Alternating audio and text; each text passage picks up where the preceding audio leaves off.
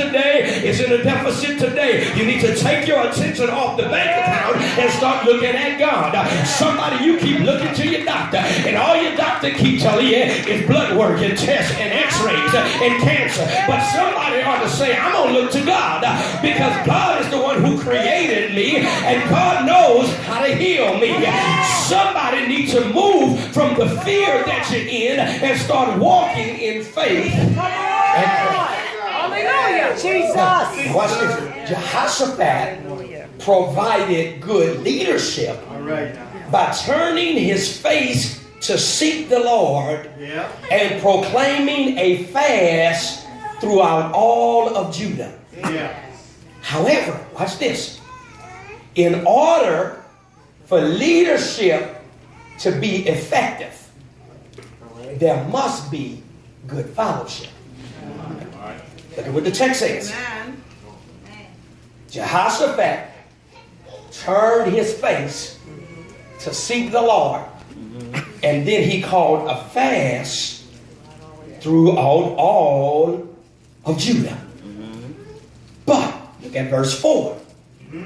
Judah assembled themselves to seek help from the Lord. From all the cities of Judah, they came to seek the Lord. Ladies and gentlemen, you need to understand that you need to take getting to your place of victory. You got to get leadership from, or you got to get guidance from your leadership. But there comes a point where you have to respond. Hello, somebody.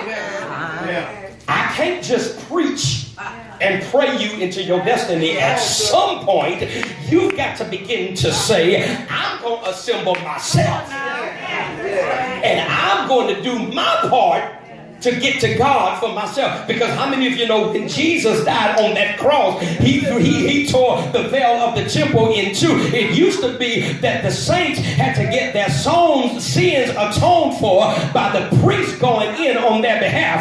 But once Jesus paid his price, he said, I don't need man to have another man to advocate for them. They can come to me for themselves. So Judah said, I appreciate you, Jehoshaphat, for calling this fast, but we're going to assemble ourselves so that we can seek God too. How many of you know that's what you need to do for your own life? Don't put all of the responsibility on your preacher. You better learn how to get in that word for yourself. You better learn how to fast for yourself. You better learn how to pray for yourself. Judah assembled themselves. And as they came together, the first thing that Jehoshaphat did through prayer, I love this, is he reminded God of who he was and his promises toward them. What are you talking about? Look at verse 5. And Jehoshaphat stood in the assembly of Judah and Jerusalem in the house of the Lord before the new court.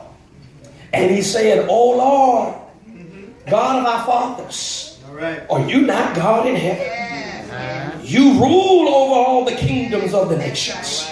In your hand are power and might, so that none is able to withstand you. Did you not, our God, drive out the inhabitants of this land before your people Israel and give it forever to the descendants of Abraham, your friend? And they have lived in it and have built for you in it a sanctuary for your name, saying, if disaster comes upon us, the sword, judgment, or pestilence or famine, we will stand before this house and before you, for your name is in this house. And you cry out to you in our affliction, and you will hear and save. He said, God, here we are. We're surrounded by these enemies. Yes, Lord. There's no way we can handle them by ourselves. Jesus. But we're your people. And we've gathered ourselves in your house and in your name to seek you. Come on.